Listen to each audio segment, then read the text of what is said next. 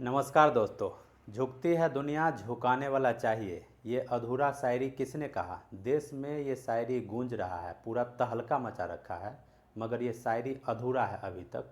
आपको भी पता है, हमको भी पता है। देश की नई नवेली पार्टी प्रमुख अभिजीत दीपके ने ये कहा कि झुकती है दुनिया झुकाने वाला चाहिए, मगर ये शायरी अधूरा है। इस शायरी को अगर पूरा करना चाहते हैं तो मैं पूरा कर ही देता हूँ। झुकती है दुनिया झुकाने वाला चाहिए, मेरा चश्मा ख़राब है बनाने वाला चाहिए। ये शायरी का पूरा मैं कैसे कर रहा हूँ, ये कैसे इसमें जोड़ दिया कि चश्मा ख़राब है। चश्मा किसका ख़राब है? उन्हीं सीजेपी प्रमुख अभिजीत दीपके का चश्मा ख़राब है। उनके देखने और दिखाने का नज़रिया ख़राब है। नमस्कार, मैं कन्हैया कुमार। समझिए ये कहानी कहाँ से शुरू हुआ। अभिजीत दीपके सीजेपी प्रमुख जो हैं, उन्होंने अभी से 20-25 दिन पहले राजधानी दिल्ली के जंतर मंतर इलाका चुना और वहाँ पे उन्होंने एक आंदोलन की शुरुआत की। आंदोलन में उन्होंने प्रमुख मांग जो रखा था ये कि अभी नीट पेपर लीक में जो गड़बड़ी पाई गई है, नीट का पेपर लीक हुआ है, उसमें छात्र छात्रों को न्याय मिले और हम वो न्याय दिलवाएंगे। उनके अगुवाई में आंदोलन शुरू हुआ और उसमें लाखों छात्र छात्रा ने भाग लिया। बहुत सारे समाज सेवी लोग भाग लिए, बहुत सारे शिक्षक लोग भाग लिए, बहुत सारा आम आदमी भी भाग लिया और आंदोलन सफल भी हुआ। आंदोलन सफल क्या हुआ? जो आंदोलन में अभ्यर्थी का मांग था या सीजेपी प्रमुख का मांग था कि केंद्रीय शिक्षा मंत्री का इस्तीफा होना चाहिए, वो इस्तीफा हो गया। और जब इस्तीफा हो गया तो तुरंत अभिजीत दीपके, वही सीजेपी प्रमुख, आकर के कैमरा पे बताते हैं कि झुकती है दुनिया झुकाने वाला चाहिए, मगर उन्होंने इस शायरी को अधूरा छोड़ दिया। पूरा तो आज मैं किया हूँ ना कि झुकती है दुनिया झुकाने वाला चाहिए, मेरा चश्मा ख़राब है बनाने वाला चाहिए। जो अभिजीत दीपके हैं उनका चश्मा बिल्कुल ख़राब है, उनको देखने का नज़रिया बिल्कुल ख़राब है, उनके देखने का नज़रिया अलग अलग है। अब देखिए इसको मैं समझाता हूँ, कैसे समझाता हूँ।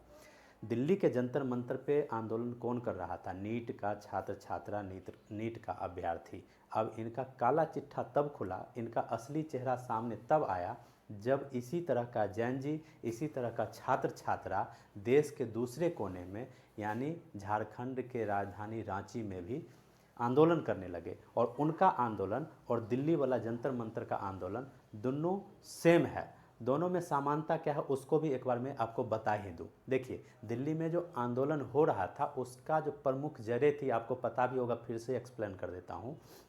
एनटीए एक नेशनल लेवल पे संस्था होती है, एक ऑर्गेनाइजेशन है जो एग्ज़ाम कंडक्ट कराती है और इस एग्ज़ाम के थ्रू अभ्यर्थी जो है डॉक्टरी में एडमिशन ले पाता है, डॉक्टर बनता है। तो इसी चीज़ का उसमें भी छात्र छात्रा था, इसमें भी छात्र छात्रा। अब देखिए इसी के समान झारखंड के राजधानी रांची में, झारखंड में एक संस्था है। एक संस्था का नाम है जेपीएससी, एक का नाम है जेएसएससी। जेपीएससी और जेएसएससी को मैं शॉर्ट में बता दूं। जेपीएससी का मतलब होता है झारखंड लोक सेवा आयोग और जेएसएससी का मतलब होता है झारखंड कर्मचारी चयन आयोग। यानी जेपीएससी जो है वो क्या करता है कि बड़े लेवल का गेजेटेड ऑफिसर के लिए एग्ज़ाम लेता है। वो भी एक संस्था है, वो भी एक ऑर्गेनाइजेशन है इसी तरह का जैसे एनटीए है।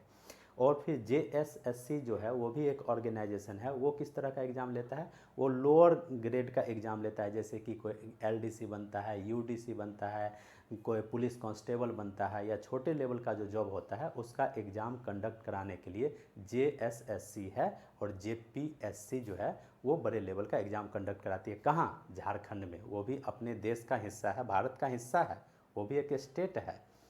अब देखिए झारखंड में अभी 3-4 दिन पहले एक आंदोलन शुरू हुआ और आंदोलन कहाँ पे शुरू हुआ? रांची का एक जगह लगता है बापू वाटिका, वहाँ पे हजारों छात्र छात्रा अपने मांगे लेकर के बैठ गया। अब छात्र छात्रा का मांग वहाँ भी क्या है वो भी समझ लीजिए। जैसे दिल्ली के जंतर मंतर पे छात्र छात्रा का मांग था कि हमारा जो नीट का पेपर लीक होता है इसमें जवाबदेही तय हो और जो शिक्षा मंत्री है उसका इस्तीफा हो, ऐसे ही रांची में भी है। सेम कंडीशन रांची में है। रांची में क्या है? जो छात्र छात्रा बैठा हुआ है आंदोलन पे, सत्याग्रह आंदोलन है, अनिश्चितकालीन सत्याग्रह आंदोलन पे बैठा है रांची में।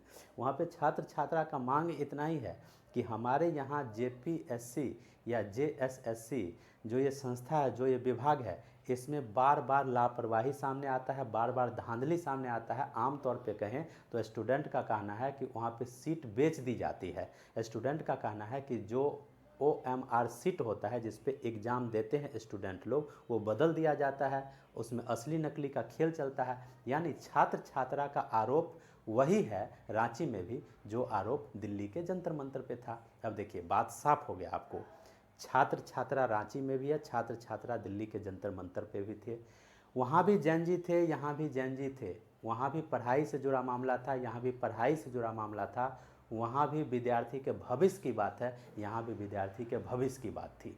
अब देखिए यहाँ पे जो CJP पार्टी है ये प्रमुख बन करके छात्र छात्राओं के कंधे पे बंदूक रख करके अपना पॉलिटिकल स्टैंड बनाने में लग गई। अब सरकार का विरोध करने लगी, सरकार के मंत्री इस्तीफा दे भी दिया और इसकी मांग CJP ही नहीं कर रही थी, मैं भी कर रहा था। मैं चाहता था कि सरकार की जवाबदेही तय हो, इसमें जो शिक्षा मंत्री हैं केंद्र में उनका इस्तीफा हो। इस्तीफा होने से क्या होता है कि सरकार झुकती नहीं, सरकार को सबक मिलता है कि अब ऐसा गलती फिर हम नहीं करेंगे, ऐसा तो होना ही चाहिए।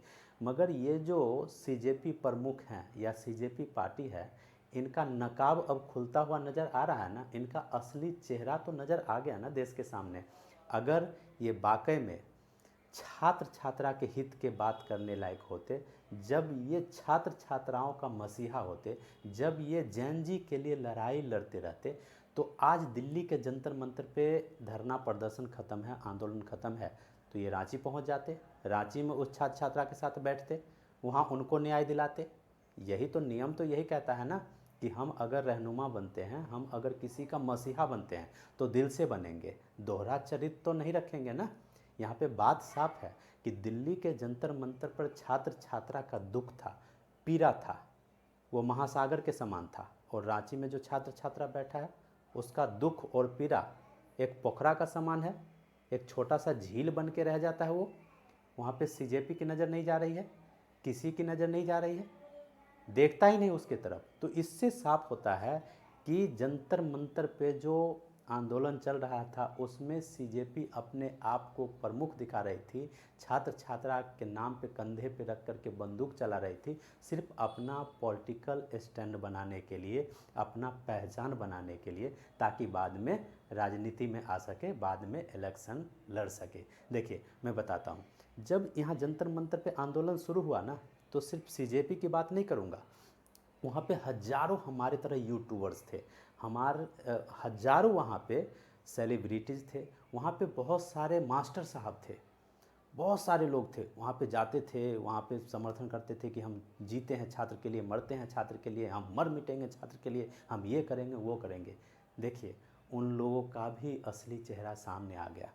भाई साहब मैं बताता हूँ एक्चुअली होता क्या है गांव घर में, जब किसी के यहाँ शादी विवाह होता है ना, तो लोग सोचता है कि अरे कोई बात नहीं, अभी तो शादी विवाह की शुरुआत हुई है, अभी तो मंगल गीत की शुरू हुआ है, कोई बात नहीं, अभी तो हल्दी शुरू हुआ है, अभी तो मेहंदी शुरू हुआ है। और जब 7 8 10 दिन महिलाएं मंगल गीत गा लेती है, हल्दी रस्म पूरा हो जाता है, मेहंदी रस्म पूरा हो जाता है, लास्ट बात आता है कन्यादान का। तो कन्यादान में बड़े बड़े लोग जाते हैं, रसूखदार लोग जाते हैं और कन्या के माथे पे हाथ देते हैं, आशीर्वाद देते हैं, खुश रहो खुश रहो खुश रहो अमर रहो, और फोटो खिंचवा करके घर चले आते हैं।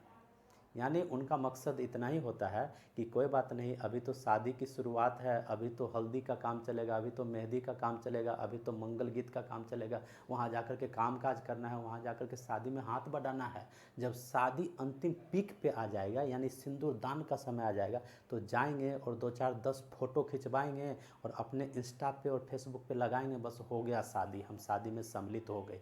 इसी तरह का स्टैंड चल रहा है अभी आंदोलन में। होता क्या है मैं बता देता हूँ भाई साहब, जब आंदोलन कहीं शुरू होता है ना, चाहे दिल्ली के जंतर मंतर पे हो, चाहे बिहार के राजधानी पटना में हो, झारखंड की राजधानी रांची में हो, या कहीं भी हो, तो बड़े बड़े जो शिक्षक गण है, शिक्षक का जो टोली है, ये लोगों को छात्र छात्रा का आवाज़ उठाना कम और अपना पहचान बनाना ज़्यादा मायने रखता है। ये लोग चाहते हैं कि हम रसूखदार तो हैं और थोड़ा और ज़्यादा हमारा बोझ बन जाए, और ज़्यादा हमारा विश्वास का पुल खड़ा हो जाए। इसके लिए क्या करते हैं पता है, आंदोलन जब पीक पे आता है, यानी कि जो छात्र छात्रा है वहाँ कई बार पुलिस का डंडा खा करके, पुलिस का आंसू गैस झेल करके, मतलब तरह तरह का कठिनाई झेल करके छात्र छात्रा वहाँ पे डटा रहता है। और जब वही मतलब आंदोलन पूरा पीक पे आ जाता है, पूरा जब लगता है कि नहीं अब तो पूरा बड़ा माहौल बन गया है, तो वहाँ बड़े बड़े मास्टर साहब लोग जाने लगते हैं और कहने लगते हैं कि हम तो जीते हैं छात्र के लिए, मरते हैं छात्र के लिए,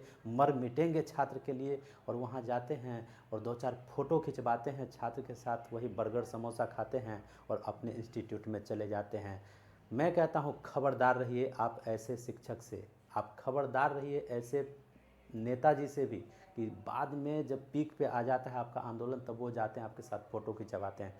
मेरा मानना ये है कि जो आपके रहनुमा हैं, जो आपके ज़्यादा हमदर्दी रखते हैं आपसे छात्र छात्राओं, वो जब आपने आंदोलन शुरू किया ना, 2 दिन 4 दिन हो गया, कोई नहीं सुन रहा है ना, तो उसी समय जाएंगे, आपके साथ बैठेंगे, आपके साथ नारेबाजी करेंगे, आपके साथ कंधे से कंधे मिला करके चलेंगे जहाँ तक आप चलते हैं। ऐसे लोग कभी वफादार नहीं हो सकते जो आपका आंदोलन पीक होने पर सिर्फ आते हैं, आपके साथ रील बनाते हैं, आपके साथ फ़ोटो बनाते हैं।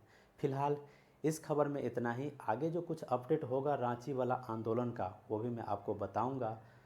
चलते हैं, नमस्कार, मैं कन्हैया कुमार।